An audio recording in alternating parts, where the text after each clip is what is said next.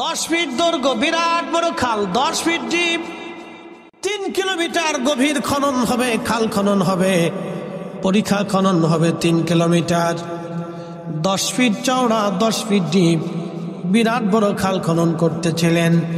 আপনারা জানেন সৌদি আরবের মাটি বাংলাদেশের মাটির মতো এত নরম মাটি পাবেন না।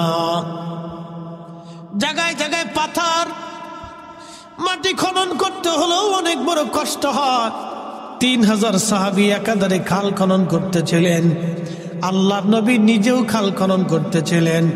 তো খাল খনন করতে করতে একটা মস্ত বড় পাথর পড়ে গেল। 10 ফিট চওড়া, 10 ফিট দৈর্ঘ্য, 10 ফিট গভীর, বিরাট বড় একটা পাথর পড়ে গেল।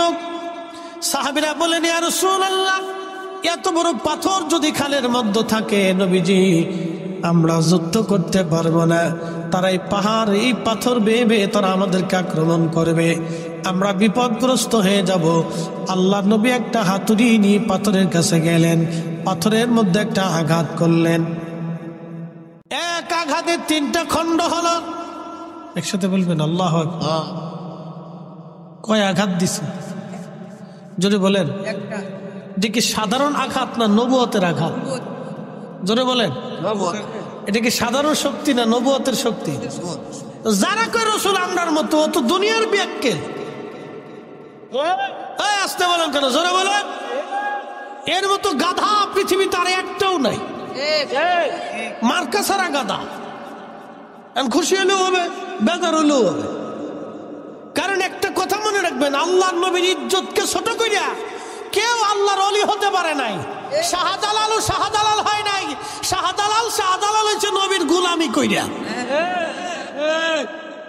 বানিয়াচুরবাসী মনোযোগ দিবেন। বিরাট বড় পাথর, এই পাথরখানাতে নবীজি একটা ঘাত করলেন, 3 খণ্ডে বিভক্ত হলাম। পাথরের ভিতর থেকে আগুন বের হয়ে আসলো। আগুন কি বের হলো? আগুন বের হয়ে আসলো।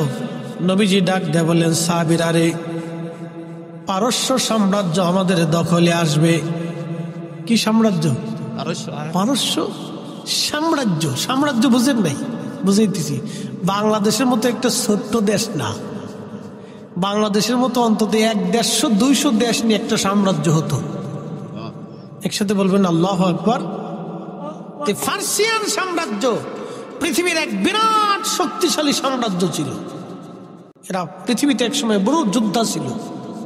বর্তমান ইরান, ও দেখেন না কাউরে ভয় পায় না, আমেরিকারও তেল দেয় না, ওই ইসরায়েলেরও তেল দেয় না। এই ইরানকে কেন্দ্র করে, ওরা আগে থেকে যোদ্ধা জাতি, ইরানকে কেন্দ্র করে একটা সাম্রাজ্য ছিল, এটার নাম পার্সিয়ান। এই ইরানকে কেন্দ্র করে পার্সিয়ান সাম্রাজ্য 3500 বছর ধরে তাদের সাম্রাজ্য। এই ইরানের মানুষ আগে আগুনের পূজারী ছিল, আগুন পূজা করত। এই ইরানের মানুষ আগে আগুন পূজা করত। আপনারা জানেন বাংলাদেশে একটা গাড়ি আছে, নাম টাটা গাড়ি, আছে না? এই টাটা কোম্পানির যিনি মালিক, রতন টাটা, তিনি কিন্তু আগুনের পূজারী ছিলেন। তার আদি বাড়ি ছিল ইরান। সে অরিজিনাল ইন্ডিয়ান না, সে ইরানি একজন ব্যক্তি। ভারতবর্ষের মধ্যে আপনি যা দেখবেন সেটা হিন্দুদের তৈরি করা কিছুই নাই, সবই মুসলমানের তৈরি করা। ভারতের যিনি পারমাণবিক অস্ত্র তৈরি করে দিয়েছেন, পারমাণবিক বোমা ভারতে যিনি বানিয়ে দিয়েছেন, তিনি ডক্টর APJ আব্দুল কালাম। তিনি পারমাণবিক বিজ্ঞানী ছিলেন। মুসলমান পারমাণবিক অস্ত্র বানাই দিছে, এটা নিয়ে খুব ডাব দেখাইতেছে, বিরাট কিছু করে ফেলছি, বানাই দিছে মুসলমানে। তাজমহল বানিয়েছে মুসলমান। ভারতের অর্থনৈতিক বিরাট একটা অংশ তাজমহল থেকে আসে। খুব মনোযোগ দিবেন। শত শত হাজার হাজার ওলি আল্লাহ সেই ভারত উপমহাদেশকে ধন্য করেছেন। কথা বলেন ঠিক না বেঠে? কিন্তু দুর্ভাগ্য জাতি আমরা, আজকে বাবরি মসজিদ তারা হত্যা করলো, ভেঙ্গে ফেলে দিয়ে রাম মন্দির বানাইলো। আমরা মুসলমান কিছুই করতে পারি নাই। কথা কন না কেন? কিচ্ছু করতে পারি নাই। মনোযোগ দিয়ে। এই পার্সিয়ানরা আগুনের পূজা করত। তারা ভাবতো আগুনই খোদা, আচ্ছা, আপনাদের কি মনে হয় আগুন ক্ষুধা? এটা ফু দিলে নিভে যায় না? নিভে যায় না? আবার আমরা ইচ্ছা করলে জ্বালে। তাহলে যেটা বান্দা জ্বালায়, ফু দিলে নিভে যায়, পানি মারলে নিভে যায়, হেতা ক্ষুধা কেমনে হয়? কি কথা কম নাকি? কেউ পাথর দিয়ে মূর্তি বানায় সেজদা দেয়। আচ্ছা, যেটা নিজে বানাইলাম এটারে সেজদা দিয়ে কি লাভ? কোনো লাভ নেই। মনোযোগ দিবেন। কেউ মনে করে এটাই আমার ক্ষুধা, কেউ সাগরে পূজা দেয়, কেউ পাহাড়ের সামনে পূজা দেয়, ভাবে এটাই আমার ক্ষুধা। কেউ সূর্যের পূজা করে, সূর্যরে সেজদা দেয়, বলে এটাই আমার ক্ষুধা। আচ্ছা, আপনারা বলেন তো, সূর্য আবার অস্ত যায়, সূর্য আবার উদয় হয়। সূর্যের আলো কখনো একবারে ঠান্ডা ঠান্ডা হয়ে যায়, সূর্যের আলো আবার কখনো গরম হয়ে যায়। যেটা হারিয়ে যায় আবার আসে, সেটা বোঝা গেল সে নিজের নিয়ন্ত্রণে চলে না, তার নিয়ন্ত্রণ একজন অবশ্যই আছে, তিনি আমাদের বিশ্বাস অনুযায়ী আল্লাহ। আর যারা সূর্যের পূজা করে তারা মনে করে সূর্যই আমাদের খোদা। কিন্তু আজকের আধুনিক বিজ্ঞান বলছে সূর্য খোদা না। বলে কারণ কি? সূর্যের চাইতে বড় বড় নক্ষত্র মহা সৃষ্টি আল্লাহ বানায় রাখছে, তার একটা নক্ষত্রের পরিচয় দিয়ে যায়। কষ্ট হবে? বাচ্চা কাচ্চাদের ঘুম আসতেছে নি, বিরাট বড় বড় মুসল্লি সব সামনের কাতারে বসে দিচ্ছে। বাপরে বাপ, পাকা মুসল্লি, ওদের থাকতে হবে। ওরা না থাকলে আগামী দিন অন্ধকার হয়ে যাবে, ওরাই থাকবে, আমরা কবরে চলে যাব। ঠিক কিনা?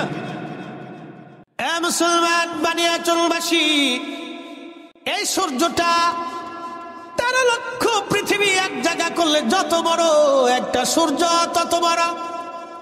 তাহলে যারা সাগরকে সেজদা দেয়, সাগরের পূজা করে, বোঝা গেল তারাও ভুলের মধ্যে আছে। কারণ এই সাগরের চাইতে বড় কিছু আল্লাহ বানাইছে, সেটা হলো সূর্য। মনোযোগ দিয়ে শুনে যাবেন, এই সূর্যের চাইতে বড় কিছু আল্লাহ বানাইছে, সেটার নাম হলো ব্ল্যাক হোল। অন্ধকার গহ্বর নামক একটা বিরাট বড় নক্ষত্র আছে, এখানে কোনো আলো নাই, শুধু আধার আর আধার, আধার আর আধার। 200 কোটি সূর্যকে, একটা দুইটা সূর্য না, 200 কোটি সূর্যকে যদি এখানে ধরে দেন, তার রাডারের মধ্যে পড়ে যায়, মাত্র 2 মিনিটের মধ্যে 200 কোটি সূর্যের অস্তিত্ব পৃথিবী থেকে হারিয়ে যাবে। তাহলে এই ব্ল্যাক হোলের রাডারের পাওয়ার কত, ওই গহ্বরটা কত বড় হতে পারে, ওই নক্ষত্রটা কত বড় হতে পারে। তাহলে যারা সূর্যের পূজা করলো তারাও বিরাট বড় ভুলের মধ্যে আছে। সূর্যের পূজা বাদ দিয়া তাদের ব্ল্যাক হোলের পূজা করার কথা ছিল।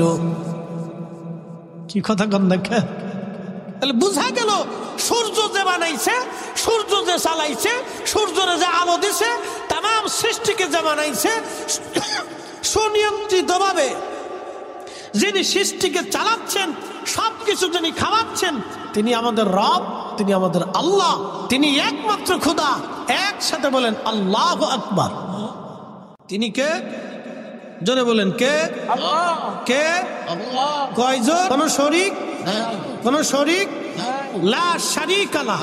কোন শরীক? উনার ছাড়া আর কোন ইবাদত হবে না, উনি ব্যতীত আর কোন সেজদা হবে না। এক কথা শেষ।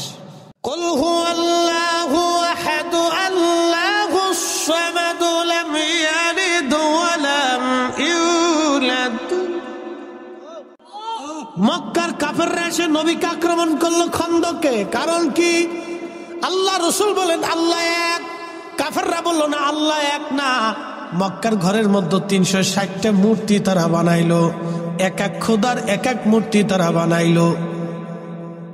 তারা ভাবতো ওই খোদা, সেই খোদা, সেই খোদা, ওই খোদা। তাদের ধারণা অনুযায়ী বিদ্যার এক খোদা আছে, পানির এক খোদা আছে, বৃষ্টির আর এক খোদা আছে, মেঘের আর এক খোদা আছে, আসমানের এক খোদা আছে, জমিনের এক খোদা, আলোর এক খোদা, আধারের এক খোদা। এমন করে দেবতা হতে হতে বিদ্যার দেবতা, টাকার দেবতা, খাবারের দেবতা, স্বাস্থ্যের দেবতা, ওষুধের দেবতা, এইরকম দেবতা হতে হতে হতে হতে হতে হতে তাদের মধ্যে যৌবনের দেবতা আছে।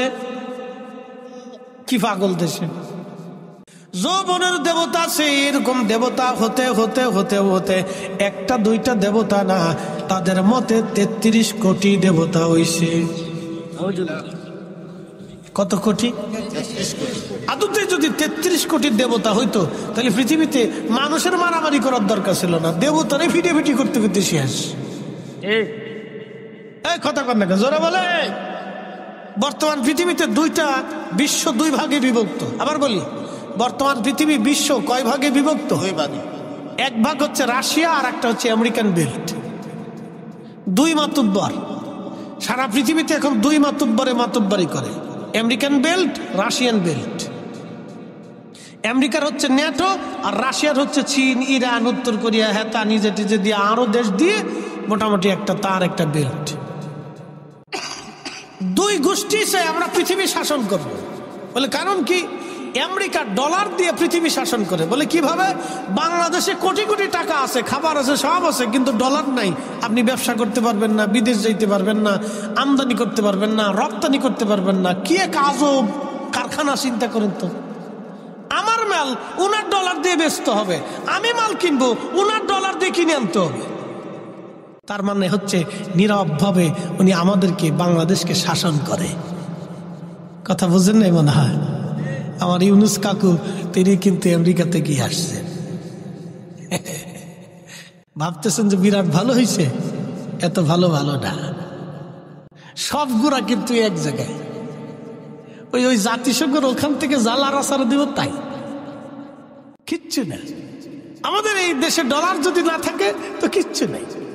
যদি আমেরিকা বলে যে তোমার দেশ থেকে আমরা গার্মেন্টস নিব না, টাকা দেবো না, টাকা নেবো না, আমদানি রপ্তানি সব বন্ধ, বাংলাদেশ 6 মাসে ফকির হয়ে যাব। আপনি ঠিক বললেন ঠিক, না ঠিক বললেন ঠিক। আমেরিকার সাথে একটু যুদ্ধ করে দেন, তাই বুঝবেন জ্বালা কারে কয়। এটা হচ্ছে পৃথিবী তারা শাসন করে। কি শাসন করে? যারা বলেন কি শাসন করে? পৃথিবী শাসন করে। এইভাবে সারা ওয়ার্ল্ড তারা শাসন করে। রাশিয়া চাইতেছে আমরাও শাসন করব। তাহলে দুই ভাগে বিভক্ত, তারা কর্তৃত্বের জন্য মারামারি করবার চায়, যুদ্ধ করতে চায়। ক্ষুধা যদি দুইজন হইতো, আমি বুঝাইতে চাইতেছি এইটা, ক্ষুধা যদি দুইজন হইতো, একজন রাতের ক্ষুধা আরেকজন দিনের ক্ষুধা, তো রাতের ক্ষুধা কইতো আমি রাত বেশি করে দিব, দিনের ক্ষুধা বলবো রাতই আসবে না। তো এই নিয়ে দুই ক্ষুধার ভিতরে মারামারি করতে করতে, ক্ষুধায় পিটি করতে করতে একবারে এই বান্দার জান শেষ। বান্দার যুদ্ধ করা লাগতো না, ক্ষুধাই মারামারি করে শেষ হয়ে যেত। কি কথা কর না কেন? তাহলে রব কয়জন? না একসাথে বলেন, রব কয়জন? একসাথে বলেন, কয়জন? আল্লাহ ছাড়া আর কোন মালিক নাই, কোন খালিক, কোন রব নাই। বিশ্বাস আছে? কথা বলেন, আছে? তুমি রহমান, তুমি মেহেরবান, অন্ধ গাহে না শুধু তোমারি গুণগান, বুঝেও বুঝে না তবু শান। তুমি রহমান, তুমি মেহেরবান। কখনো তোমাকে যদি ভুলি, হেদায়েতের আলো জেলে নিও কাছে তুলি, ঠাই দিও প্রিয়তম অগমহিয়ান। তুমি রহমান, তুমি মেহেরবান। আল্লাহর নবী পাথরে আঘাত করলেন, আগুন বের হয়ে আসলো। নবীজি বললেন, সাহাবীরা রে, পারস্য সাম্রাজ্য আমাদের দখলে আসবে। তখন কাফির এবং মুনাফিক যারা ছিল তারা বলল, হায় হায়, মুহাম্মদ পাগল হয়ে গেছে। দেখো, সে নিজে জান বাঁচানোর জন্য কেবলমাত্র পরীক্ষা খনন করতেছে, আর তারা নাকি পারস্য সাম্রাজ্য বিজয় করবে। কিন্তু সেই দিন সাহাবীরা বিনা বাক্যে, বিনা দলিলে আমার রসুলের কথা মেনে নিয়েছিলেন, বিশ্বাস করেছিলেন। হ্যাঁ, রসুল বলেছেন পার্সিয়ান সাম্রাজ্য বিজয় হবে, ঠিকই পার্সিয়ান সাম্রাজ্য বিজয় হবে। একবার জোরে বলা যাবে কি, ইয়া রাসূলুল্লাহ। বানিয়াচুনবাসী মনোযোগ দিবেন। পাথরে একটা আঘাত করার কারণে 3টা টুকরা হলো। এরপরে নবীজি আর একটা আঘাত করলেন, বাকি খণ্ডগুলি 3টা করে খণ্ড হয়ে গেল। 3 খণ্ড 9 খণ্ড হলো, ওখান থেকে আগুন বের হয়ে আসলো। নবীজি বললেন, সাহাবীরা রে, রোম সাম্রাজ্য বিজয় হবে, রোম সাম্রাজ্য বিজয় হবে। আল্লাহর নবী এই কথা বলার পরে সাহাবীরা বিনা বাক্যে বিশ্বাস করে নিল, হ্যাঁ রসুল যেটা বলেছেন এটাই ঠিক। আল্লাহর নবীর একটা কথাও কখনো মিথ্যা হয় নাই, ভুলে পর্যবসিত হয় নাই। একবার জোরে বলা যাবে কি মারহাবা? আপনাদের কি মনে হয় রসুলের কথা 2-1টা মিথ্যা হবে না? ভুল টুল হবে? তিনি যা ভবিষ্যৎবাণী করেছেন তা হবে কিনা? জোরে বলেন হবে কিনা? কিয়ামতের আলামত 2 ধরনের। কয় ধরনের? একটা আলামতে সুগরা, আলামতে কুবরা। বসে যান, ভালো করে শুনে যান। আলামতে সুগরা হলো ছোট ছোট আলামত, আলামতে কুবরা হচ্ছে বড় বড় আলামত। বড় আলামত আসার আগে পৃথিবীতে ছোট ছোট আলামত আসবে। বড় আলামতের মধ্যে অন্যতম আলামত হলো ইমাম মাহাদি দুনিয়াতে আসবে। কিন্তু ইমাম মাহাদি দুনিয়াতে আসার আগে আলামতে সুগরা সংগঠিত হবে। তার একটা আলামতে সুগরা হলো উম্মত নামাজ মেরে ফেলবে। বলে হুজুর উম্মত কিভাবে নামাজ মারবে? সুদও খাবে নামাজও পড়বে, ঘুষও খাবে নামাজও পড়বে, অকাম কুকাম করবে নামাজও পড়বে। এই নামাজের 4 পয়সা মূল্য নাই। কথা কন না কেন? আমি আর একটু ভালো করে বুঝাই, মনোযোগ দিন। আপনি মসজিদে যে নামাজে দাঁড়াইছেন কিন্তু ওযু নাই, নামাজ হবে? যদি মসজিদে যাওয়ার আগে শুয়োরের গোশত খাইয়ে, রুটি দিয়ে খাইয়ে, ফ্রাই ট্রাই করে খাইয়ে আপনি নামাজে দাঁড়ান, যদি মেশাক টেশাক করিয়া একবারে সেন্ট পেট মারে উজু টুজু করে গোসল টোসল করিয়া একবার সুন্দর করে ফাগড়ি ফুগড়ি বাইন্দে, জুব্বা জাব্বি বাইন্দে, সৌদি আরবের মদিনার আতর মাখাইয়া, মক্কার আতর টাতর মাখাইয়া, সুন্দর একটা মক্কা মদিনার থেকে যায় নামাজ আনছেন, এটি বিছাইয়া সারা রাত্র নামাজ পড়ছেন, কিন্তু খাইয়েছেন শুয়োরের গোশত। একসাথে বলেন, জোরে বলেন, জোরে বলেন, হবে হবে? তো তা যদি না হয়, তো সুদের টাকার ঘুষের টাকা দিয়ে গরুর গোশত খেয়ে নামাজ পড়লে তা কেমনে হবে? কি কথা কন না কেন? জোরে বলে। কোন সুযোগ আছে? কোন সুযোগ নেই। আল্লাহ পাক, জোরে বলেন আল্লাহ কি? না না, জোরে বলেন আল্লাহ কি? নবী কি? আল্লাহ কি? রসুল কি? তো আল্লাহ তার রসুল যদি পাক হয়, তো আল্লাহ পাক ছাড়া, তার রসুল পাক ছাড়া কবুল করে না। কি কথা কন না কেন? পাক হতে হবে। কষ্ট হলি হইতে কিছু করার নাই, বেজার হলেও হইতে কিছু করার নাই। বাবা, হক কথা তিতা লাগে। হক কথা কি লাগে? দেখেন না, রাজনীতিবিদরা খালি ক্ষমতায় যাওয়ার লাগে সবাই কিন্তু পাগল। আসতে কোন কে? জোরে বলেন। সবাই ক্ষমতার লেগে পাগল। কারণ কি জানেন? ক্ষমতায় গেলে রাতারাতি ধনী হওয়া যায়। এটা কিন্তু একদম মিছে কথা না। সব খালি এর লেগে পাগল হয়ে যায়। আমরা তো পাগল হই না। জীবনে দেখছেন আমি কইছি আমি এমপি হবো, মন্ত্রী হবো, মিনিস্টার হবো, প্রধানমন্ত্রী হবো, হইছি নি? না, আমরা তো পাগল হই না। তার একবার পাগল হই কে রে? তো বুঝে যান। প্রিয় উপস্থিতি, ভালো করে বুঝে যাবেন, দুনিয়াতে সবাই ক্ষমতার জন্য পাগল। যারা ক্ষমতা নিতে যায় সব দলই ক্ষমতার জন্য পাগল। কারণ কি? ক্ষমতার জন্য এত পাগল কেন হয়? নিশ্চয় কোনো স্বার্থ আছে, সেই জন্যই তারা ক্ষমতার জন্য পাগল হয়। কিন্তু আপনারা যারা এখানে বসে আছেন, আপনারা বুঝি টেন্ডার মেন্ডারও কিছু পাবেন। তাহলে কেন বসে গেলেন? আপনাদের উদ্দেশ্য আল্লাহ এবং তার রসুলকে খুশি করা। কথা বলেন ঠিক কিনা? একই মানুষ, একই চামড়া, একই চোখ, একই কাঠ, একই দেহ, একই খাবার, একই ভাত। আপনিও যে ভাত খান, প্রধানমন্ত্রীরাও সে ভাত খায়, কোটিপতিরাও সেই ভাত খায়। আপনি যেই বেগুন খান তিনি একই বেগুন খায়। আপনি যেই মাছ খান তিনি তার চাইতে বেশি ভালোটা খায় না। আপনি খান টাটকা, আরে খায় ফ্রিজেরটা।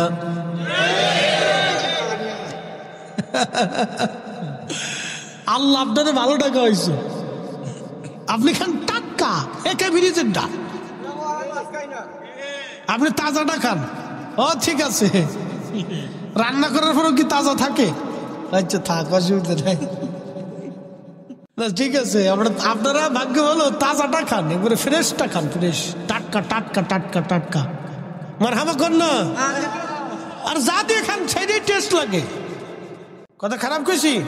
এখন বলি, জবাব দিবেন তো। আল্লাহর সিদ্ধান্তের বাহিরে আপনি কি একটা ভাতের দানা বেশি খেতে পারবেন? বিশ্বাস আছে ভাই? একটা দানা বেশি খাওয়ার সুযোগ আমাদের নাই, কোনো সুযোগ নেই। হাজার কোটি টাকা ব্যাংকে ভরে থাকবে, খাইতে পারবে না।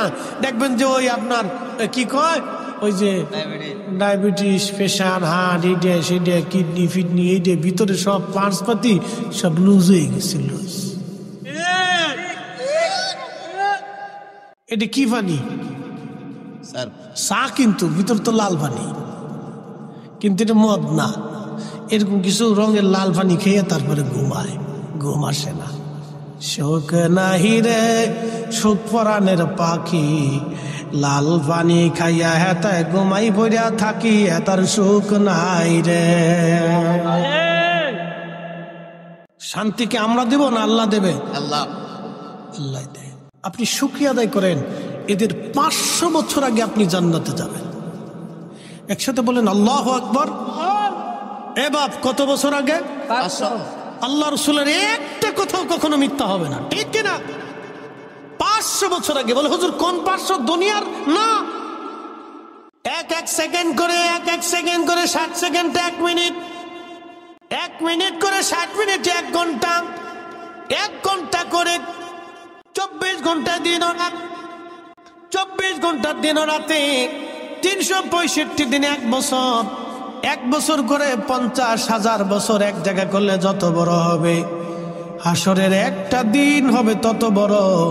সেই দিনের 500 বছর আগে গরিবরা জান্নাতে চলে যাবে। যে সুবহানাল্লাহ কবেন না, বুঝবো আপনার মতো কিপটে আর দুনিয়াতে নাই। জবানটা খুলে দে, একসাথে বলেন আল্লাহু আকবার। ইয়া রাসূলুল্লাহ, ইয়া হাবিবাল্লাহ, ইয়া রাসূলুল্লাহ, ইয়া হাবিবাল্লাহ। আমার মত নিদান কালে থাকি নবীজি আমার শিওরে, করিব চুম্বন কদম ধরিয়া, ইয়া রাসূলুল্লাহ, ইয়া রাসূলুল্লাহ। মাতা পিতা যাহাদের অন্ধকার কবরে, দেখি নবীজি মায়াবী নজরে, তরায়া লইও হাসর মাজারে, তরায়া লইও হাসর মাজারে। ইয়া রাসূলুল্লাহ, ইয়া হাবিবাল্লাহ, ইয়া রাসূলুল্লাহ, ইয়া হাবিবাল্লাহ। আল্লাহুম্মা সাল্লি আলা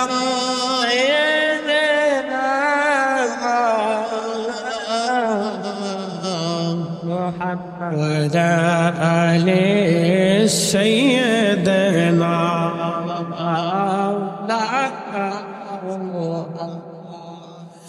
বানিয়াচুনবাসী মনোযোগ দিবেন, রোম সাম্রাজ্য বিজয় হবে। সাহাবীরা সেই দিন বিনা বাক্যে বিশ্বাস করে নিল নবী ঠিক। পাহাড়ের মতো দিল শক্ত করে আমার রসুলের ডানে বামে থেকে তারা যুদ্ধ করলো সেই দিন। বলে হ্যাঁ রসুল ঠিক। ঠিক 30 বছর পরে, কত বছর? 30 বছর পরে সাহাবীরা, এ নবীর উম্মতেরা রোম সাম্রাজ্য দখল করলো, পার্সিয়ান সাম্রাজ্য দখল করলো। তারও 400 বছর পরে এসে পুরাপুরি রোম সাম্রাজ্য দখল করে নিল উসমানীয়রা। উসমানী সাম্রাজ্যের অন্যতম সুলতান ফাতে মুহাম্মদ, তার কথা নবীজি ভবিষ্যৎবাণী করে দিয়ে বলেছিলেন মুসলমানরা কনস্টান্টিনোপল বিজয় করবে। আল্লাহর নবীর একটা কথা কখনো মিথ্যা হয় নাই। কনস্টান্টিনোপল বর্তমান তুরস্কের ইস্তাম্বুলে কনস্টান্টিনোপল একটা শহর, সমুদ্রের পাড়ে। খুব মজবুত দুর্গ ছিল। পৃথিবীর কোন শক্তি কনস্টান্টিনোপল কখনো দখল করতে পারে নাই। পৃথিবীর বড় বড় শক্তি চেঙ্গিস খানের মতো যোদ্ধা পারে নাই, হালাকু খানের মতো যোদ্ধা পারে নাই, তাতারিরা পারে নাই। এই কনস্টান্টিনোপল তারা বিজয় করতে পারে নাই। এটা কঠিন দুর্গ ছিল, রোমান রাজ্যের বিরাট বড় কঠিন দুর্গ ছিল এটা। রোমান এই দুর্গ নিয়ে গর্ব করত, কোনদিন আমাদের দুর্গ কেউ দখল করতে পারবে না। কিন্তু আল্লাহর নবী 1450 বছর আগে বলে গেলেন, এই কনস্টান্টিনোপল মুসলমানরা বিজয় করবে। এই কনস্টান্টিনোপলে যারা যুদ্ধ করবে, নবীজি বললেন যারা এই যুদ্ধে বিজয় অর্জন করবে তারা প্রত্যেকের আল্লাহ মাফ করে দিবে, জান্নাতি বানায় দিবে। আমি সেই বিজয় বীরকে কতই না উত্তম সুরতে দেখতেছি। সুলতান ফাতে মুহাম্মদের কথা নবীজি ভবিষ্যৎবাণী করে গিয়েছিলেন। আমি তাকে দেখতেছি কতই না উত্তম চেহারার অধিকারী, আর তার সৈন্যরা কতই না উত্তম জিহাদ অনুপ্রাণিত। একবার জোরে বলা যাবে আল্লাহু আকবার। নবীজি বললেন 600 বছর আগে কনস্টান্টিনোপল বিজয়ী হলো। 600 বছর পরে, একসাথে বলবেন আল্লাহু আকবার। কত বছর আগে বলেছিলেন? 600 বছর আগে বিজয় হলো। 600 বছর পরে রাসূলের কথা কি মিথ্যা হবে? না। হবে? হবে না, একটা হবে না। সাহাবে کرام সেই দিন পাহাড়ের মতো দাঁড়িয়ে থেকে বিশ্বাস করেছিল। আমাদেরকে বিশ্বাস হইবে রাখতে হবে। বানিয়াচংবাসী মুসলমান হাজিরিন, প্রিয় নবীজি খন্দক খনন, খাল খনন করতেছিলেন। সংবাদ, বিজয়ের সংবাদ দিলেন। কাফেররা, মুনাফিক যারা ছিল আশাসী করলো যেটা কি করে হয়। নিজের খবর নিজে বাঁচার জন্য যিনি খাল খনন করে তারা বলে রোম সাম্রাজ্য, পার্সিয়ান সাম্রাজ্য বলে তারা বিজয় করবে। বানিয়াচংবাসী 3 দিন পর্যন্ত সাহাবীরা একাধারে মাটি কাটলেন, কারো বাড়ি খাবার নাই। মদিনা অবরুদ্ধ হয়ে গেল, কোথাও থেকে খাবার আসে না। একেবারে কঠিন পরিস্থিতির শিকার মদিনার মানুষ, কোনো খাবার নাই। 3 দিন পর্যন্ত আল্লাহর নবী নিজে না খাওয়া, সাহাবীরা না খেয়ে আছেন। আল্লাহর হাবিবের কষ্ট হচ্ছিল। এমন সময় হযরত জাবের রাদিয়াল্লাহু আনহু লক্ষ্য করলেন আল্লাহর নবীর পেটের মধ্যে কি যেন বাধা দেখা যায়। জিজ্ঞেস করলেন, হুজুর পেটের মধ্যে কাপড় দিয়ে কি চাপ দিয়ে বেঁধে রেখেছেন? নবীজি ডাক দিয়ে বললেন, জাবের রে, ক্ষুধার যন্ত্রণা নিবৃত করার জন্যে আমি পেটের মধ্যে পাথর চাপা দিয়ে কাপড় দিয়ে বেঁধে রাখছি, যাতে আমার ক্ষুধায় কষ্ট না হয়। জাবের বলতেছে, হুজুর আমি কি মরে গেছি? আপনি কেন আগে বলেন নাই আপনি ক্ষুধার্ত? ইয়া রাসূলুল্লাহ, আপনি আর মাটি কাটবেন না, আপনি বসেন, আমি বাড়ি থেকে দৌড়ে আসবো, দেখে আসি ঘরের মধ্যে কি আছে। হযরত জাবেরের বাড়ি থেকে জাবাল আবু সিলা একবারে পিছনেই। জাবেরের বাড়ি যেইখানে, জাবাল আবু সিলাটা জাবেরের বাড়ির পিছনেই। ওইখানে 3 দিন 3 রাত তুমি সিজদার মধ্যে কেঁদেছিলেন। একাধারে 3 দিন 3 রাত সারা মদিনার মধ্যে কোথাও নবী নাই, নবী নাই, নবী নাই, নবী নাই। তন্ন তন্ন করে সাহাবীরা খুঁজে, রসুল নাই, রসুল নাই। ওই জাবাল আবু সিলার ছোট্ট গুহার মধ্যে সে আমার নবী 3 দিন 3 রাত সিজদার মধ্যে তিনি কেঁদেছিলেন। হযরত জাবেরের বাড়ির পিছনের পাহাড়টার নাম জাবাল আবু সিলা। হযরত জাবের রাদিয়াল্লাহু আনহুর যে বাড়িটা, সেটা বর্তমানে মসজিদ বানায় রাখা হয়েছে। ওই বাড়িতে দৌড়ে জাবের আসছে, বিবিকে ডাক দিয়ে বলেন, বিবি কি পরিমাণ ঘরে খাবার আছে বলো? রাসূল ক্ষুধার্ত, না খাওয়া। পেটের মধ্যে পাথর চাপা দিয়ে কাপড় দিয়ে নবী বেঁধে রাখছে বিবিরে। আমার রাসূল ক্ষুধার্ত, বলো ঘরের মধ্যে কি খাবার আছে? বিবি ডাক দেয়া বলতেছে, স্বামী গো, মাত্র একটা ছাগলের বাচ্চা আছে আর 1 ছা গম আছে, ছাড়া আর কিছুই নাই।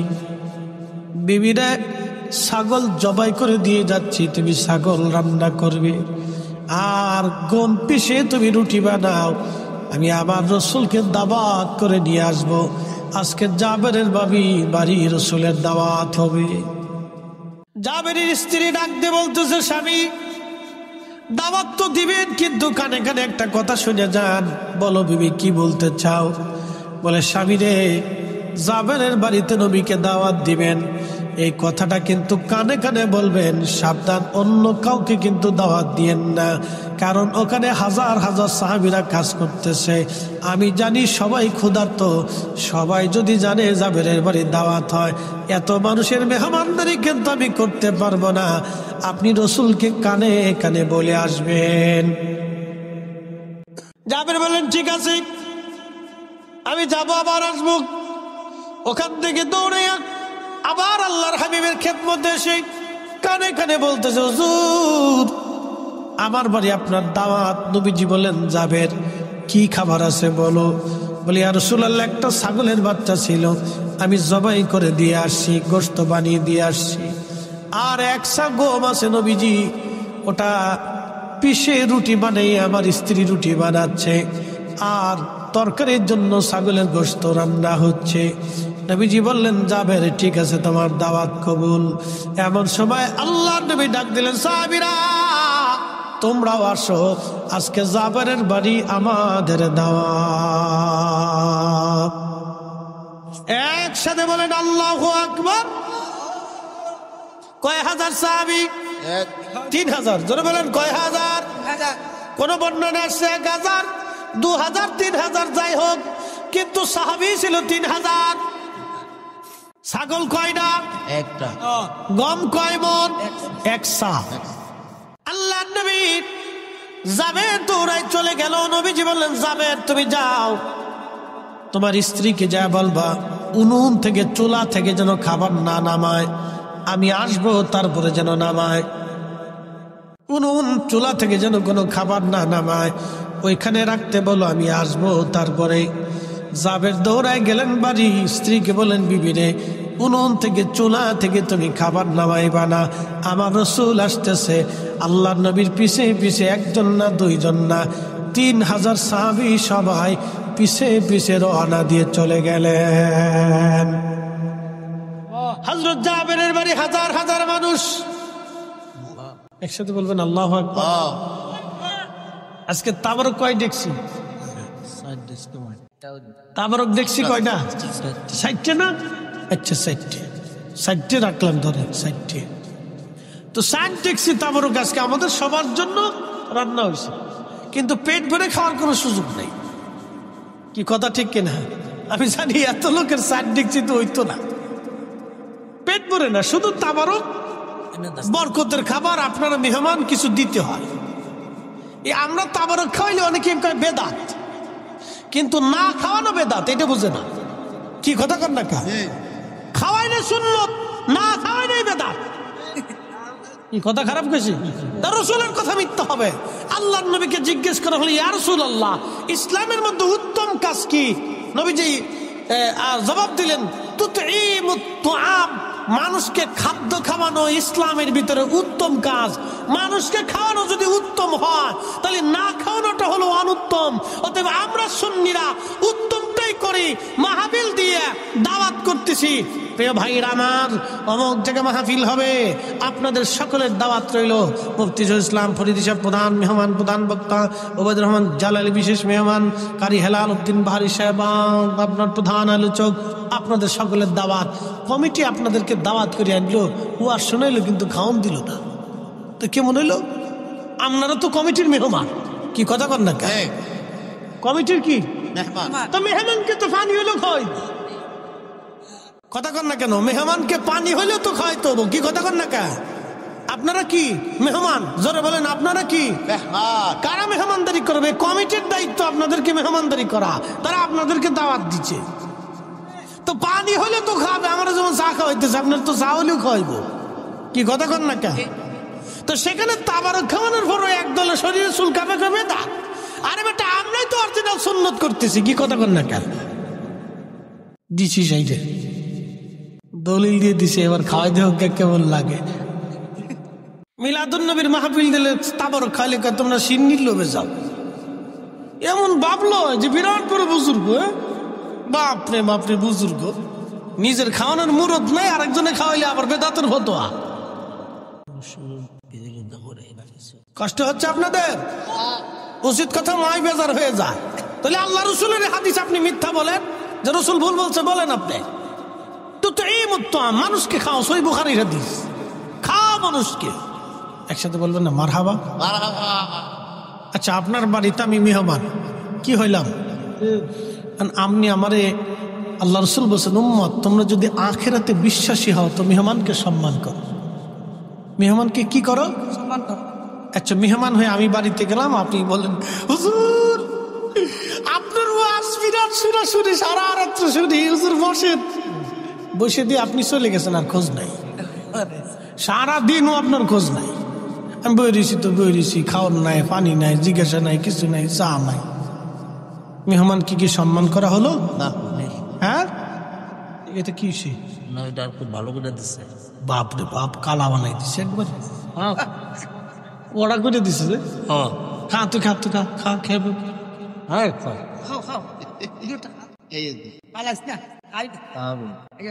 খাইস নে, খাইস নে, খাইস নে, বিপদ আছে, খাইস নে, বিপদ আছে, খাইস নে, খাইস নে, খাইস নে। সহজ সরল মানুষ কোন দিকে যাইব, তাল পাইতেছে না, তাল পাইতেছে না। বলে গেলে বলে যায় গা, তো জানাজা পরে যাবো আজকে ইনশাল্লাহ, চিন্তা নাই। একসাথে বলি না আল্লাহু আকবার, নারে তাকবীর, নারে রিসালাত। বাবাজি, বিরোধিতা করা যায়, রান্না বান্না করে খাওয়াই দেখেন জ্বালাকারে কয়, এগুলো করবেন না। মানুষকে আল্লাহর দিকে আমাদের কাজ হচ্ছে উদ্বুদ্ধ করা, ঠিক কিনা? কাজের দিকে, কি কাজের দিকে? নেক কাজের দিকে উদ্বুদ্ধ করা, বিরোধিতা করা। কিছু ভাইরা করে এটা দলের টানে, ভাই কিসের টানে? দলের টানে তা করে, এগুলো করবেন না। প্রিয় ভাই আমার, আপনার কারণে যদি 10 জন লোক রিজিক থেকে বঞ্চিত হয়, জবাবদিহিটা কিন্তু কিয়ামতে আপনাকেই দিতে হবে। কথা ঠিক কিনা? কি জবাবদিহিটা আছে না? আছে। আপনি ধরেন একটা কুত্তাকে খাবার দিতে গেলেন, কাকে? কুত্তাকে। আরেকজনে বাধা দিল, ধর কুত্তারে কি খাওয়াবি, চল। কিয়ামতের ময়দানে কুকুর মামলা করবে, ইয়া রাব্বি, এ বান্দা আমাকে খাইতে দিতে চাইছিল, কিন্তু এই বান্দা আমাকে নিবৃত্ত করে দিছে, আমার রিজিক থেকে বঞ্চিত করছে, আল্লাহ বিচার চাই। ফায়সালা কে করবে? আল্লাহ। এই জন্য এগুলি হিসাব করে চলতে হবে, বিচার অবশ্যই হবে। প্রিয় ভাই আমার, আল্লাহর নবী সমস্ত সাহাবী নিয়ে যখন জাবেরের বাড়ি গেলেন, হযরত জাবের রাদিয়াল্লাহু আনহু বাড়ি যাওয়ার পরে জাবেরের স্ত্রী দেখা স্বামীরে ডাক দেখায়, তাড়াতাড়ি এদিকে আসেন, আপনি করছেন কি? বলে কি করলাম রে বিবি? আপনারা না বললাম কানে কানে নবীকে দাওয়াত দিবেন, এত সাহাবী দাওয়াত দিছেন, বাড়ি তো খাবার নাই, আমি কেমনে মেহমানদারি করব বলেন? একসাথে বলবেন আল্লাহু আকবার। তারা মেহমানকে খাওয়ানোর জন্য কেমন উদগ্রীব ছিল, আর আমরা খালি বেদাতের ফতোয়া মারতেছি না, খালি ফতোয়া মারতে পারি আর কি। এ মুসলমান, খুব মনোযোগ দিবেন। হযরত জাবের ডাক দিয়ে বলতেছে, বিবি রে, আমি কে দাওয়াত দিয়েছি? আমি তো রাসূলকে দাওয়াত দিয়েছিলাম, কিন্তু সব সাহাবী ক্ষুধার্ত, কোন সাহাবীর খাবার ঘরে নাই। 3 দিন তারাও ক্ষুধা নিয়ে আল্লাহর হাবিবের সাথে মাটি কাটতেছিল। বিবিরে, নবী একা খাবে, সাহাবীরা না খেয়ে থাকবে, এটা হতে পারে না। সেই জন্য আল্লাহর নবী আমাদের সবাইকে দাওয়াত করে নিয়ে আসছে। একবার জোরে বলা যাবে কি মারহাবা? আমরা হুজুরে মাহফিলে এসে আমরা কি খাবো না আপনারাও খাবেন? কথা কন না কেন? একসাথে বলেন, আল্লাহর নবী একা খাইছে না সবাইরে নিয়ে খাইছে? জোরে বলেন, একা খাইছে না সবাইরে নিয়ে খাইছে? তো রাসূল যদি সবাইরে খাওয়াইতে পারে নিজে সহ, তাহলে আমরা কেন পারতাম না? কি কথা কন না কার? আমি মাহফিলে এসে খাবো আর বেদাতের ফতোয়া দিব, তা তো হয় না।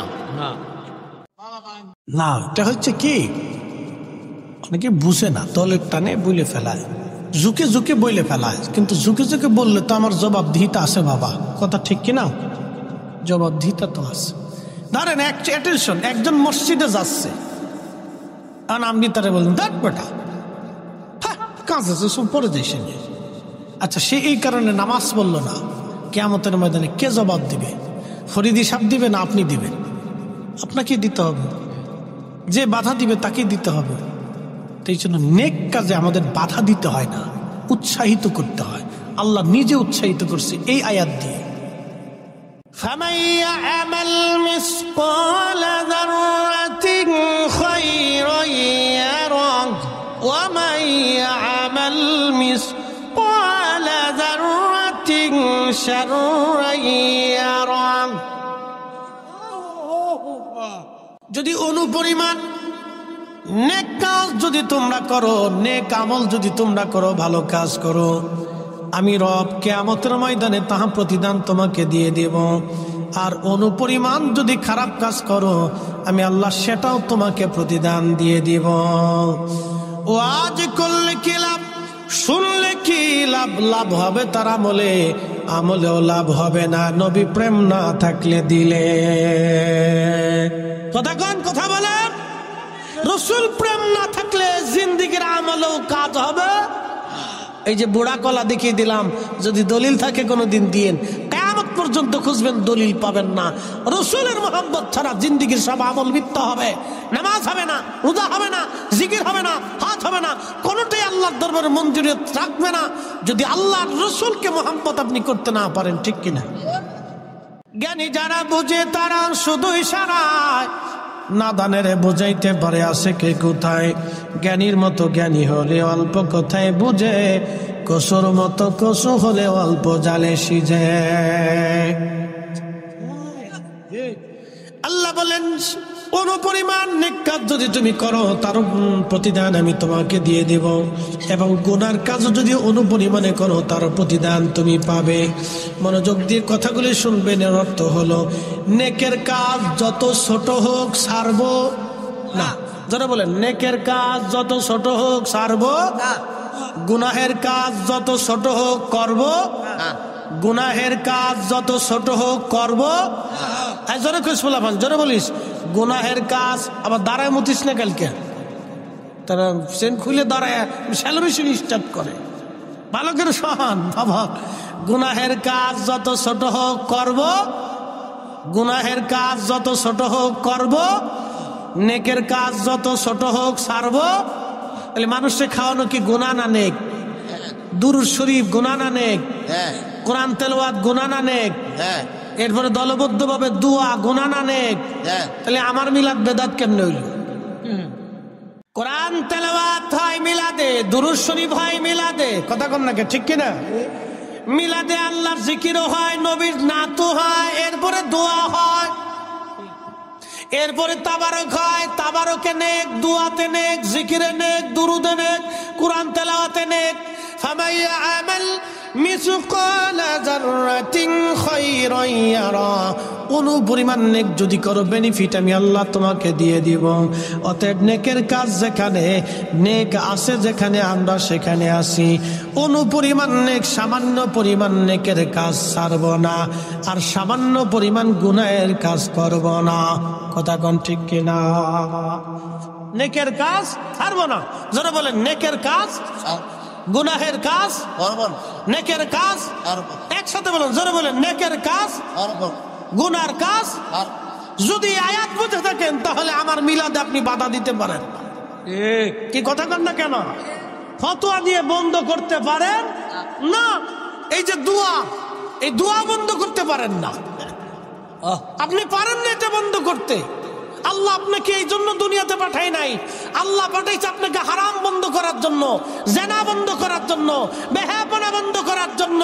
আল্লাহ পাঠিয়েছে সুদ বন্ধ করার জন্য, ঘুষ বন্ধ করার জন্য, জুলুম বন্ধ করার জন্য, অন্যায় বন্ধ করার জন্য, জমি খানের কাছ থেকে জমি উদ্ধার করার জন্য। আল্লাহ আলেমদেরকে পাঠাইছে পৃথিবীতে শান্তি প্রতিষ্ঠিত করার জন্য। নবীর দুরূদ, নবীর আল্লাহর কাছে দোয়া, জিকির, ফিকির, সালাত, ভালো খাবার, ভালো নেক আমল বন্ধের জন্য আল্লাহ আলেমদেরকে দুনিয়াতে পাঠাই নাই। কথা কোন ঠিক কিনা?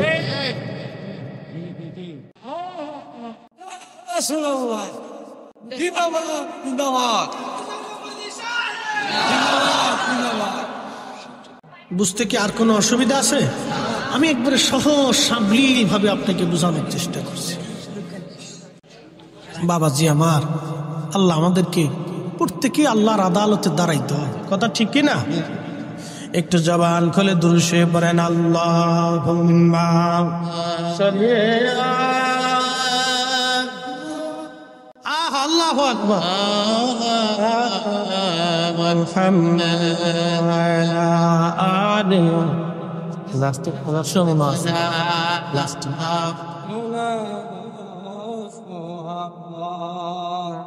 বন্ধু আমার মনোযোগ দিবেন, বানিয়ে চরবাসী আল্লাহ নবী বললেন, জাবের স্ত্রী বলতেছে, জাবের বলতেছে, বিবি রে আমি তো দাওয়াত দিইনি, আমি কানে কানে কইছি আল্লাহ নবী কথা না। ও তারাস না, তারাস হয়েছে, তারাস হয়তো অনেক সিনেন। আচ্ছা হইলো তারাসই কইলাম, গ্রামের নাম কইলে বোঝা গেল গ্রাম প্রেমিক। কি প্রেমিক? গ্রাম প্রেমিক কথা না। তারাসই মুসলমান, তারাসই এটা তারাসই নাম কি? তা এর অর্থ কি? গ্রামের নাম। আচ্ছা আমি কই শোনেন, আমি গেছি ভারতের এক জায়গা এই কুচবিহার মাহফিল করতে, এলাকার নাম হচ্ছে গাদুহুতা। এলাকার নাম কি? গাদুহুতা। নারায়ণগঞ্জে আছে পাগলা, এরপরে আছে ২৫০০। কি নামের নাম? আমাকে ফরিদপুরে আছে বাঙ্গা, জোড়া লাগে নাই। নাম আছে মধুখালী, কিন্তু মধু নাই। আছে বোয়ালমারি, কিন্তু বোয়াল নাই। ও তো কোয়ালিটির নাম। বানিয়াসুম কে নাম দিছে জানি না, বানিয়াসুম এটা কি নাম? অর্থটর্থ কি, কিসের কিচ্ছু বুঝলাম না। বানিয়াচং বা বানিয়াচং যাই কন আর কি, কোনো অর্থ খুঁজে পাই না। এটা কি সংস্কৃতি ভাষা না বাংলা ভাষা না হিন্দি ভাষা না উর্দু ভাষা, তাও কইতে পারি না। নাম হয়েছে আর কি। যাই হোক, বানিয়া চং। এরপরে আমাদের ফরিদপুরে একটা গ্রামের নাম আছে ১০,০০০, আর একটা গ্রামের নাম আছে গোড়াদহ। ১০,০০০ গোড়াদহ থেকে একজনের বউ ফালাইয়া ১০,০০০ গেছে। বেটায় ফরিদপুর যে মামলাদের সাল লেখেন, গোড়াদা থেকে বউ ফালাইছে ১০,০০০। দারোগা সাহেব বুঝে কস না বুঝে কস, স্যার বুঝছেই তো করতেছে। গোড়াদা থেকে বউ ফালাইছে ১০,০০০। বুঝতে কস না বুঝতে কস, সারা বউ তো আমারটা গেছে,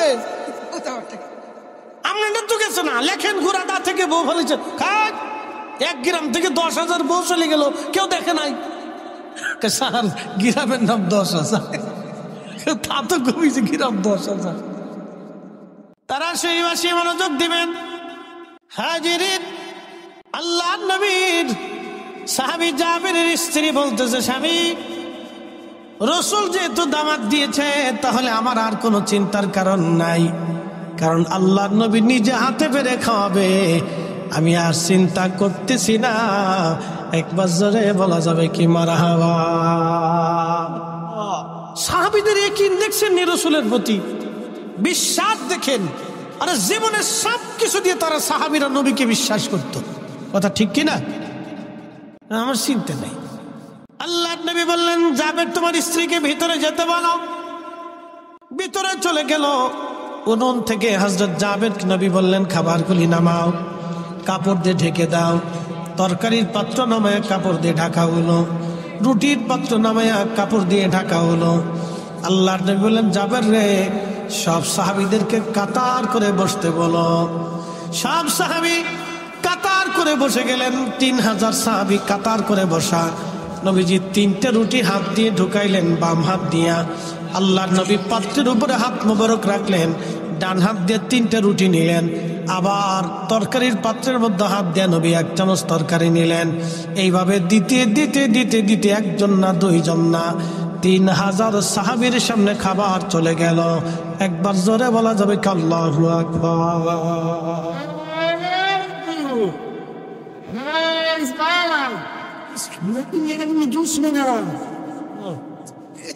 রুটি গেল কয় হাজার? রুটি ৩,০০০ গেছে, মানুষই ৩,০০০। ৩টে করে রুটি গেলে কয় হাজার হয় রে? হ্যাঁ মুসল্লি ফাঁকা, হিসাব দিয়ে বালা খরচ, অঙ্কে ফাঁকা। রুটি গেছে 9,000, একসাথে বলবেন আল্লাহু আকবার। গম কয় মণ? এক সা, 3.5 বরাবর। 3.5 বুঝেন নাই? তাহলে কয় সমান এবার চিন্তা করেন। 1 সা মানে 3.5 বরাবর, তাহলে কয় সমান এবার হিসাব করেন। মানুষ 3,000, একসাথে কোন আল্লাহু আকবার। রুটি গেল কয় হাজার, বাকি রুটি কোথার থেকে আসলো? যার হাতের নিচে এত বরকত তিনি নিজে ক্ষুধার্ত। তাই বলে কি আপনি বলবেন রাসূল ক্ষুধার্ত ছিল? নবী অভাবী ছিল, দরিদ্র ছিল, মিসকিন ছিল। নবীকে যেমন মিসকিন বলা যায় না, কারণ নবী দু জাহানের সর্দার, বাচ্চা হের বাচ্চা, সুলতানের সুলতান, তিনি ধনীর ধনী, দু জাহানের ধনী, সাইয়্যিদুল কাউনাইন ওয়াস সাকালাইন। ঠিক কিনা? আমার আপনার মতো বাজারে গেছে বিদায় আমার মতো ভাবা যাবে না, আমার মতো খাইছে বিদায় নবীকে আমার মতো খাদক মনে করা যাবে না। আল্লাহ নবীর স্ত্রী আমাদের মা ছিলেন 11 জন। আপনার যদি সামর্থ্য হয় তো 11টা বিয়ে করে দেখেন। যদি বুড়িগঙ্গার পানির মধ্যে না চুবাইছে, আমি ফরিদি জীবনে আর ওয়াজ করব না। আমার মসজিদ বুড়িগঙ্গার পারে, তো হাসনাবাদ হাউজিং এ জমা পড়ে 4-5 হাজার মুসল্লি হয়। আমি একদিন বললাম যে আপনারা তো খালি বলেন রসুল আমরার মতো, তার নিয়ে 90% তা বুঝছেন। তা বললাম যে এই গাইডের সুন্নি 90%, বুঝছিল? তো এই আমি বললাম যে আপনারা তো বলেন রসুল আপনাদের মতো, তা আপনাদেরকে বললাম তাহলে 11টা বিয়ে করেন। যদি 6 মাসের মতো না সুবাইছে তাহলে আপনাদের এখানে আর খতিবগিরি করবো না, ওই বুড়িগঙ্গার মতো সুবাইবো। রহমতের পানি একবার গোসল করলে আর সগিরা টগিরা কিছু তাহে না, ওরে পানির পানি, খালি ফেসা আবার গু আর মুতের ভিতরে। হ্যাঁ, শীতের দিন যে কি পরিমাণে ঘিরান আসে, বাপরে মাপ, 1 কিলোমিটার পর্যন্ত বাতাসে ঘিরান চলে যায় এই পানির পানি। ঢাকা শহরে 1 কোটি মানুষের সকালবেলা বাথরুম এটার ভিতরে ঢুকে। কত কোটি? 1 কোটি মানুষের বাথরুম সব ওই নদীর ভিতরে চলে যায়, শো শো করে খালি নামতে দেয়। পেশাব পেশাব, এটা সেটা, কত ফসা গান্দা, বাপরে বাপ। এটার ভিতরে যদি একবার চুবানো যায় গুনাহ মাপ। বললাম 11টা স্ত্রী কবুল করে দেখেন, যদি বউরা মিলে ঘুরে যাওয়ার মতো না সবাইছে তো আমার নাম চেঞ্জ করে দেবো, আর জীবন আপনাকে নামাজ পড়াইতাম না। আমাদের নুরুল ইসলাম ফারুকী সাহেব শহীদ হয়েছেন, আল্লাহ তার জান্নাতের আলা মাকাম দান করুন। তো একদিন তিনি ওয়াজে শুনতেছি, ইনি বলতেছেন উনি যখন সৌদি আরব চাকরি করে তখন এক বাঙালি আর এক আরাবিয়ান দুইজনে মারামারি করতেছে। তো বাঙালিদের তো একটা স্বভাব আসে, হাতে কুলাইতে না পারলে কিছু না পাইলে ফার জুতাটা খুলে, কিছু না পাইল। বাঙালি কিন্তু খালি হাতে মারামারি করতে পারে না, বাঙালিরা একটা বদ অভ্যাস আছে, বলে চলে কম, তো আরাবিয়ানরা খুব শক্তিশালী, বিরাট শক্তিশালী না, হেরে গুতাই মতে কিলিয়ে পারে না। কিছু না পাইয়া সৌদি আরব যেহেন সেন লাঠি ছুটি পাবেন না, জুতা খুলে নিয়ে জুতা দিয়ে ফিটে দিচ্ছে। কারণ জুতা যখন ফিটে তখন সৌদিয়ান দাঁড়ায় খালি হাসে। ফারুকী সাহেব বলতেছে আমি দৌড়ে গেছি, যে সারাসারি করে বললাম কি রে তোরে জুতা দিয়ে ফিটাচ্ছে, তা তুই খালি হাসতেছিস কারণ কি? তো আরাবিয়ান কয় বাঙালি রে কেউ তো কাপুরুষ। বলে কারণ কি? দেহস না জুতা দিয়ে ফিটাইতেছে। জুতা দিয়ে ফিটাইলে কাপুরুষ কেমনি হয়? কয় শোন আমার অনেকগুলি বউ আছে, মাঝে মাঝে বউরা আমার জুতা দিয়ে ফিটায়। তো তো মহিলা এর লেগে জুতা দিয়ে ফিটায়। সৌদিয়ান ভাবছে যে বেডি, হে তোর বউরা হেরে জুতা দিয়ে ফিটায়, এর লেগে করতেছ তো বেডি, এর লেগেও আমার জুতা দিয়ে ফিটাইতেছে। তাহলে বুঝেন সৌদিয়ান না 8টা 10টা 12টা 20টা বিয়ে করে সুখে দেয়, মাঝে মধ্যে হেরাও ফিটে নি খা, কিন্তু কয় না। কি কথা কর না কে কয় না, ফিটে ফিটে খেয়ে চুপচাপ থাকে। মনোযোগ দিয়ে শুনে যাবেন। রুটি চলে গেল 9,000, সাহাবী রাসূল 3,000, ছোট্ট একটা ছাগলের বাচ্চার গোশত সবাই খাওয়া শেষ। নবী বললেন, জাবের রে, খোঁজ নিয়ে দেখো মদিনাতে অনেক মানুষ তো না খাওয়া আছে, কারা ক্ষুধার্ত আছে দাওয়াত দাও, আমি নবী আজকে সবাইকে সমানভাবে খাওয়াবো। জাবের ঘোড়ার পিঠে চড়ে দৌড় দিয়ে বলতেছে, কে আছো ক্ষুধার্ত, তাড়াতাড়ি আসো, দেরি করা যাবে না।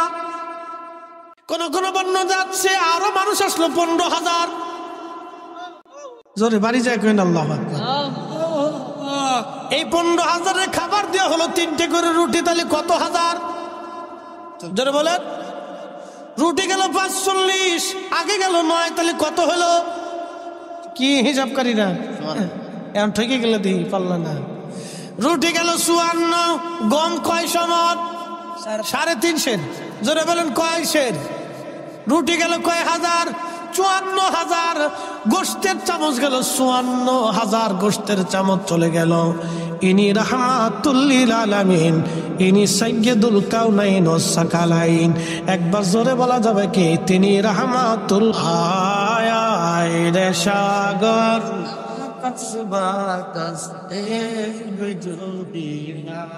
ত্রিভুবনের প্রিয় মুহাম্মদ এলো রে দুনিয়ায় রে সাগর আকাশ বাতাস আল্লাহুম্মা সাল্লি আলা জবান খুলে মুহাম্মাদ আলা আলে সাইয়্যিদিনা।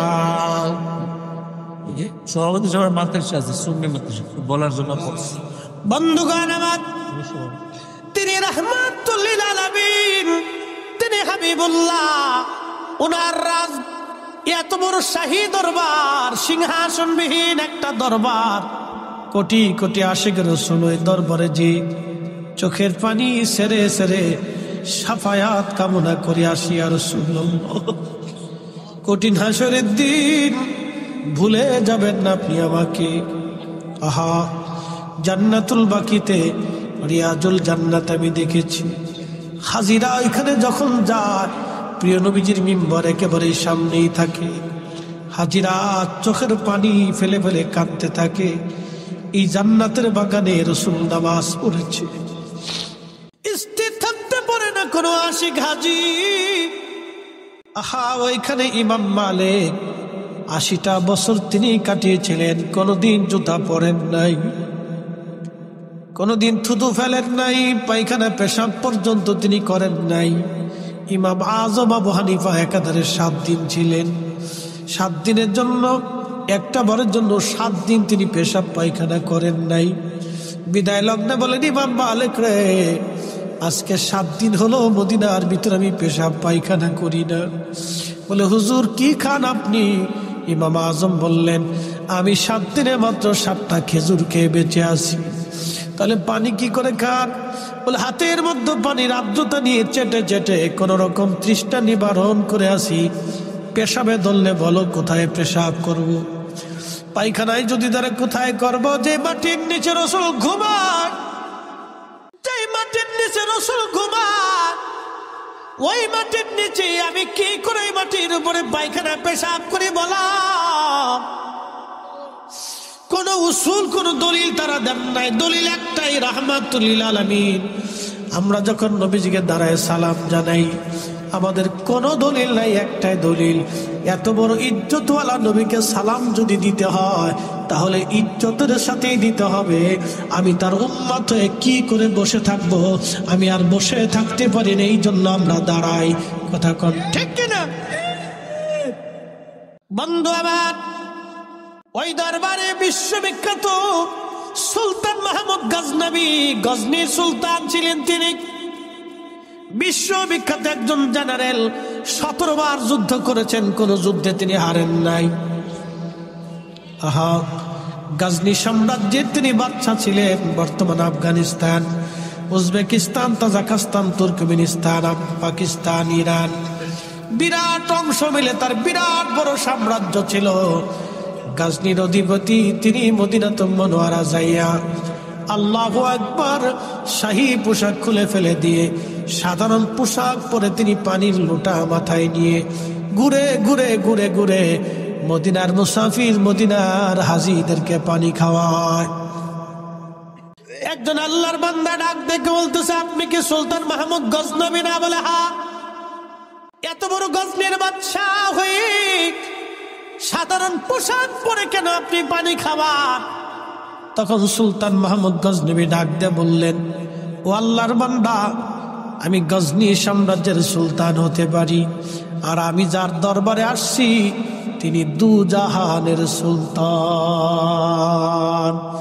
উনার সন্তুষ্টি ছাড়া আমি সুলতান মাহমুদ গজনবীর আখেরাত মিথ্যা হয়ে যাবে, আখেরাত বরবাদ হয়ে যাবে।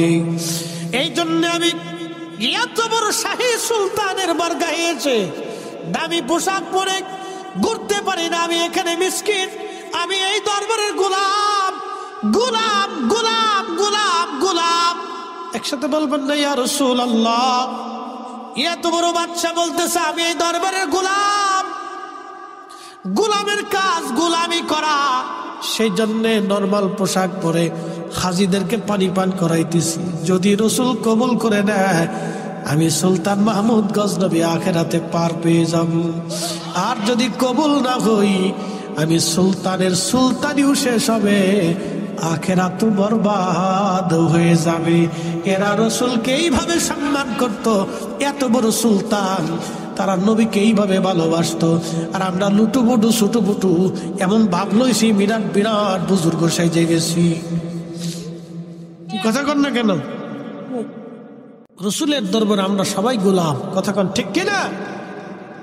এসেছেন রত নবী সকলের ইমাম, সালাম নবী তোমায় হাজার সালাম ইয়া নবী।